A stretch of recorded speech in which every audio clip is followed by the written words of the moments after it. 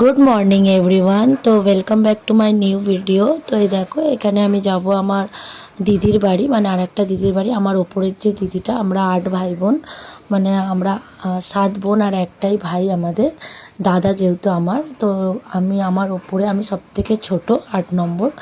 আর আমার যে ওপরের দিদিটা মানে ফুল দিদি, তাদের বাড়িতে আমরা যাব। সেই দিদি থাকে বেহালায়।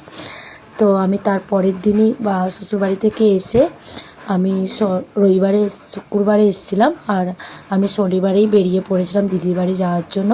তো এখানে চাটা খেয়ে, অর্ধেক মেকআপ করে চাটা খেয়ে নাস্তা করে একটু বেলা করেই বেরিয়েছিলাম আমি। তো এখানে আমি একটা পারফিউম লাগিয়ে নিয়েছিলাম, যেটা আমার দিদির ছেলের। তো সেই পারফিউমের নামটা আমি তোমাদের আলাদা করে ভিডিওতে বলে দেবো। তো এখানে প্রণাম টনাম করে দিদির শাশুড়িদের সবাইকে বলে আমরা বেরিয়ে পড়লাম। বেশ 11টা এরকম কিছুই বেজে গেছিলো, একটু লেটেই আরামসে বেরিয়েছিলাম, যেহেতু সোমবার ছিল। আমি জানি বাসে ভিড় টিড় হবে, তো একটু অফিস টাইমটা পেরিয়ে গেলেই যাব। তো প্রথমে একটু হেঁটে, তো জানো এখানে টোটো পাওয়া যায় না দিদির এখানটা। একটু যেতেই একটা টোটোওয়ালাকে পেয়ে গেছিলাম, প্যাসেঞ্জার ছাড়তে এসেছিলো। তো আমাদেরকে স্টেশন অবধি মানে ছেড়ে দিল, বাস স্টেশন অবধি, দিদিদের যে বাজারটা অবধি। ওখান থেকে আমরা আবার একটা টোটো নয়, ঠিক অটোর মতো নিলাম, নিয়ে আমরা চলে এসেছিলাম এখানে ধুলোগড় থেকে আমাদের ধর্মতলার বাস ছিল। দিদি সব বলে দিয়েছিল আমাদের কিভাবে যেতে হবে। তো একদম খুব সিম্পলভাবেই আমরা পৌঁছে গেছি, কোনো রকম অসুবিধা হয়নি। ধুলোগড়ে নেবেই দেখছি মানে ধর্মতলা জন্য বাস চেঁচাচ্ছিল, ধর্মতলা করে। তো আমরা ধর্মতলার বাসে উঠে পড়েছিলাম। আমার হাজব্যান্ড অনেকবারই বলেছিল যে আমাকে ওলা করে দেওয়ার জন্য, মানে করে দেবে বলেছিল, কিন্তু আমি করিনি। কেন, আমি চাইছি যে আমার ছেলে এই এক্সপিরিয়েন্সটা করুক, কি বাসে, গাড়ি, টোটোতে কেমন চড়া হয়। মানে সবাই ডেলি প্যাসেঞ্জারই করে, যদিও বোম্বেতে সবসময় ও ট্রেনেই যাওয়া আসা করে, খুব একটা বাস চাপা এখানে হয় না, কোনো রকম ট্যাক্সিও হয় না, ওলা করে যাওয়া হয়। তো সেই হিসাবে আমি চাইছিলাম যে ওর এই যানবাহনগুলোতে চাপুক আর একটু এনজয় করুক। প্রথমে তো ভাবছিলাম ও ইরিটেট হবে, কিন্তু না, ও কিন্তু বাসেতে খুব এনজয় করেছিল, ওর বাসে খুব ভালো লেগেছিলো। যেহেতু এইটা প্রথমে ও উইন্ডো সিট পায়নি, একটু আপসেট ছিল, কিন্তু পরবর্তীকালে আরও অনেক জায়গায় যখন আমরা বাসে করে গিয়েছিলাম, ও কিন্তু উইন্ডো সিট পেয়েছিল। আর এই দেখো, হুগলি সেতুটা পেরোচ্ছিলো, ওর খুব ভালোই লাগছিলো দেখতে, আমাকে এসে বললো মাম্মি ভালোই লাগলো। আর এই দেখো, এবার আমরা ধর্মতলায় নেমে পড়েছি, একটু দেখিয়ে দিলাম। ধর্মতলা যে বাস স্টেশনটা আছে না, বাস স্ট্যান্ডের পেছন দিকে আমরা দাঁড়িয়ে আছি, বেহালা যাব বলে। এখান থেকে কিন্তু আমরা ওলা বুক করব ঠিক করেছি, কেন একটু মেঘলাও করেছিল, আর বাসে গাড়িতে চাপার রিস্ক নিলাম না, ভাবলাম ওলা করে নেবো। সামনেই দাঁড়িয়েছিল একটা এসি ট্যাক্সি, উনি যেহেতু একটু বেশি বলছিল, তো আমি ওলাই দেখছিলাম ক টাকা লাগবে। তো সেই ওলা বুক করার মধ্যেই চলে এলো একটু বৃষ্টি।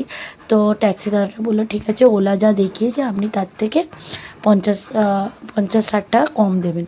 তো সেই হিসাবে আমরা উঠে পড়লাম এই এসি ট্যাক্সিটাতে। কিন্তু দাদাটা সত্যিই খুব ভালো ছিল, কমও নিয়েছিল, আর আমাদের খুব সেফলি একদম ঘরের কাছে অবধি পৌঁছে দিয়েছিল। মধ্যিখানে আমরা একটু দাঁড়িয়েও ছিলাম মিষ্টি নেওয়ার জন্য, উনি মিষ্টির দোকান সাজেস্ট করে দিল যেখানে কোথায় ভালো মিষ্টির দোকান পাওয়া যায়।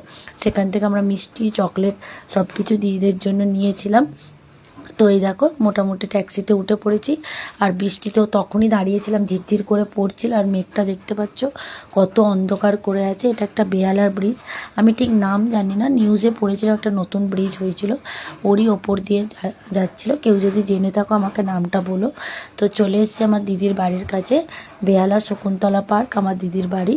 তো এখানে আমার দিদির বড় মেয়ে পিউ, মানে ওর ভালো নাম স্বস্তিকা, ও আমায় নিতে এসেছিলো বাড়ির বাইরে গেটের দোকানে।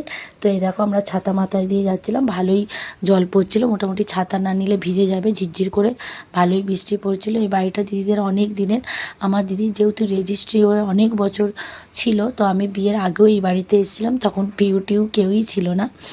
আজ দেখো, আমার দিদির মেয়ে এত বড় হয়ে গেছে যে ও আমায় নিতে এসছে বাড়ির গেটের অবধি। আমার খুব ভালো লাগছে, বাড়িতে অনেক দিনের আসা যাওয়া, অনেক ছোটোবেলা থেকে এখানে আসা যাওয়া করছে। আর এই পিউয়ের সঙ্গে আমার বিয়ের যে সম্পর্কটা না জুড়ে আছে, অন্য কোনো ভিডিওতে আমি বলবো।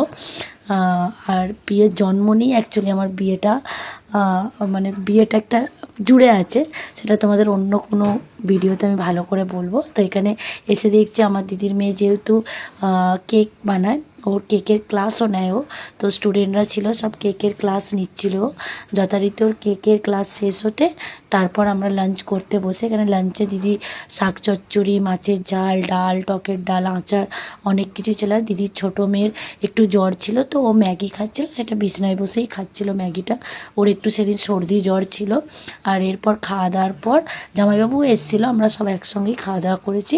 খাওয়া দাওয়ার পর আমরা একটু পুরনো ছবি দেখে নিচ্ছিলাম, যখন পিউ বোম্বে থাকতো। যেহেতু মানু মানে ছোটো মেয়েটা তো বোম্বে খুব একটা থাকেনি, কিন্তু পিউ অনেক দিনই বোম্বে ছিল, তোর অনেক স্মৃতি বোম্বের মনেও আছে, আর অনেক ফটোগ্রাফও আছে ওখানে, তো সেগুলোই দেখিয়ে নিচ্ছিল।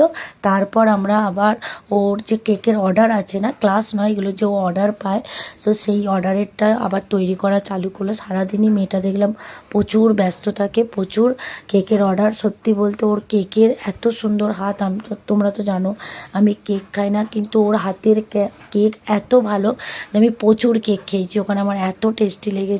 তো আমি ভাবছি ওর একটা ডিটেলে ভিডিও করে তোমাদেরকে দেখাবো যে কিরমভাবে কী কেক বানায়। আর তোমরাও যদি চাও ওকে অর্ডার দিতে পারো। সত্যি প্রশংসনীয় ওর কেক, সত্যি একবার খেলে সে বারবার চাইবে। আর এই দেখো তারপর ওর কেকের সব সেটেল করে একটুকুনি আমরা চলে এসেছিলাম ছাদে। ওয়েদারটা খুব ভালো ছিল, তো আমরা ছাদে চলে এসেছিলাম। এখানে ছাদ থেকে ওদের অনেক রকম সবজির বাগান আছে দিদির ওপরে, ছাদ বাগানের মতো। তো সেখান থেকে দেখো লঙ্কা তুলে নিচ্ছে পিউ, আবার দেখাবে কত অনেকগুলো লঙ্কা হয়েছিল। তো আমি বললাম তুলে নে, লাল লাল হয়ে গেছে, তো সেই লঙ্কা দিয়ে রাত্রিরে রান্নাবান্না করা হবে। এই দেখো কতগুলো লঙ্কা তুলেছে দু বোনেতে, আর আমাকে দেখাচ্ছে। এর একটা ছোট্ট রিলস আমি তোমাদের সঙ্গে আপডেট করেছিলাম।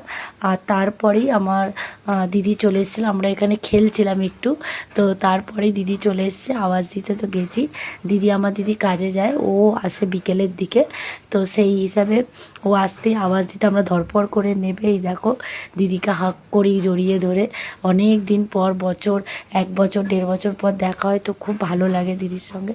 তো দিদি বললো বস, আমি গা হাত পা ধুয়ে আসি, তারপর আমরা চাটা খেয়ে দেখছি। এত আমার দিদির মেয়ে ট্যালেন্টেড দেখো, শুধু কেক নয়, পেস্ট্রি নয়, এমনকি ও প্যাটিসও বানায়, নানা রকম বেকারির যে জিনিস। আবার মেহেন্দিও শিখছে আজকাল, যে মেহেন্দির ওপরও একটা ও কোর্স করে সেটাও আবার শেখাবে বা ওর ওপরও কাজ করবে। তো এরপর সন্ধেবেলা আমরা গেছিলাম একটু বাজারে। তো এই দেখো আমি পিউয়ের একটা ইয়াররিংস পরেছিলাম, আমার দিদির মেয়ে, সেটাই তোমাদের দেখিয়ে নিলাম। আর আমাকে কেমন লাগছে সেটা আমি জানার জন্য তোমাদেরকে রিভিউ চাইছি, তো এটা দেখিয়ে নিলাম কিরম লাগছে। আর এই কুর্তিটা আমি জুডিও থেকে নিয়েছিলাম, আগেও এটা নিয়ে আমি ভিডিও বানিয়েছি। তো এই দেখো, আর এখানে পানিপুরি, এই লোকটার এত সুন্দর পানিপুরি বানান, আমি যতবারই আসি এখান থেকেই খাই। আর সাইজটা দেখো, মাই গড, মানে এখন যে তোমাদের ভয়েস ওভার দিচ্ছি না, আমার জিভে জল চলে আসছে, এত এত এত টেস্টি এর পানিপুরি। সত্যি অনেক জায়গার পানিপুরি খেয়েছি, কিন্তু এনার মতো ফুচকার কেউ হয়তো বানায় না, এরকম আছে। তো এরপর আমরা চলে যাব মোমোস। সেম এখানেও আমি যখনই আসি এনার কাছ থেকেই মোমোস খাই। তো এনার মোমোস সত্যি মানে এত ভালো, ওর সঙ্গে যে স্যুপটা দেয় না, ও সত্যি মোমোস আমি মুম্বাইও খাই, কিন্তু এই স্যুপটা আমাদের বেশি ভালো লাগে যেটা কলকাতাতে দেয়। আর এনার তো মোমোস একদম নাম করা এখানে। তো এখানে আমরা 3 প্লেট নিয়ে নিয়েছিলাম স্টিম মোমোস, আর আমার দিদির মেয়ে নিয়েছিল ফ্রাইড মোমোস, বড় মেয়েটা। তো ওটাও বেশ আরও ভালো ছিল, টেস্ট করলাম। এই প্রথমবার এখানে ফ্রাইড মোমোটা আমি টেস্ট করলাম, মানে যতবার এসেছি স্টিমটাই নিই। এরপর আমরা গেছিলাম একটা জামা কাপড়ের দোকানে, যেখানে আমার দিদি বলেছিল রনিকে মানে একটা জামা কিনে দিবে। আমার দিদি রনিকে একটা টি শার্ট আর হাফ প্যান্ট দিয়েছিল। তো এরপর আমরা চলে গেছিলাম একটু পার্কে, যদি একটু অন্ধকারে হয়ে গেছিলো, মনে হচ্ছে দিনের বেলায় পার্কটা এলে খুব ভালোই লাগবে, তবু হাওয়া দিচ্ছিলো, যেহেতু বৃষ্টি হয়েছে, ঠান্ডা ঠান্ডা ওয়েদার ছিল, ভালোই লাগছিলো। আমরা আর বেশিক্ষণ বসিনি, কেন টায়ার্ড তো ছিলাম সকাল থেকে বেরিয়ে। আর পিওরে অর্ডার আছে অনেক কিছু, গিয়ে আবার ঘরেতে কেক বানাবে, যদিও একটু সেটেলমেন্ট করে আমাকে নিয়ে বেরিয়েছিল, তো ওকে গিয়ে আবার সেই অর্ডারগুলো কমপ্লিট করতে হবে বলে আমরা একটু রাউন্ড মোড়েই ঘরে চলে গেছিলাম। ঘরে যাওয়ার পথে দেখছি একটা নাইটির দোকান ছিল, যদিও এটা ফুট থেকেই, কিন্তু সত্যি লোকটার কোয়ালিটি খুব ভালো। দিদি বলে দিয়েছিল যে যদি নিস এনার কাছ থেকে নিবি, খুব ভালো ছিল। ইনি 180, 160, 200 টাকার মধ্যে নাইটিগুলো দিয়েছে। আমি ঘরে গিয়ে তোমাদের দেখাবো যে আমি কী কী নাইটি নিয়েছি। তো এই দেখো চলে এসেছি ঘরে। এখানে দিদির জন্য একটা নাইটি নিয়েছি, আর আমি দেখো এই নাইটিটা নিয়েছিলাম, সেই দড়ি বাঁধা টাইপ থাকে না, যদিও আমি কোনো দিন নিইনি। আগে আইব্রোওয়ালা অনেক পরেছি, কিন্তু এখন আমার কাছে ছিল না কয়েক বছর ধরে, তো এইটা নিয়ে নিয়েছি। আর আরেকটাও নিয়েছি আমি গ্রিন কালারের, ওটাও স্লিপলেস ছাড়া, স্লিপ মানে আছে, তুমি লাগাতেও পারো নাও লাগাতে পারো। তো আপাতত তো আমি লাগাইনি, যেহেতু শ্বশুরবাড়িতে যখন পরবো তখন আমি হাত লাগিয়ে নেবো। এরপরে এই দেখো আমার ছেলে আবার হেল্প করছিল, মাঝে মাঝে আমার ছেলে আমার দিদির মেয়েকে হেল্প করছে। ওর তো ভালোই লাগছে, এসব কোনো দিন দেখেনি। কেক তো রেডিমেড গিয়ে কিনে নিয়ে আসে, খেয়ে নিই, আবার এখানে দেখছে তৈরি হচ্ছে, মানে ওর কাছে তো বিরাট ব্যাপার। দিদির পিছু ছাড়ছে না, দিদির পিছনে পিছনেই ঘুরছে, যেরাম বানাচ্ছে সেরাম দেখছে।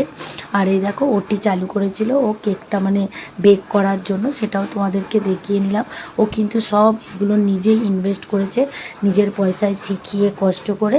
তারপরে এই দেখো দিদি বানিয়ে নিচ্ছিলো এখানে রুটি, পরোটা আর ঘুগনি বানিয়েছিল রাত্রিরে। তো সেসব দিয়ে আমরা ডিনার কমপ্লিট করব। এটা আমার দিদির শাশুড়ি। চলো আজকে ডিনারটা মানে করে নিই। এখানে রুটি, পরোটা আর ঘুগনি খুব ভালো করেছিল, খুব টেস্টি। আমার ভিডিওটা যদি ভালো লাগে থাকে প্লিজ আমায় সাপোর্ট করো। Bye bye, thank you.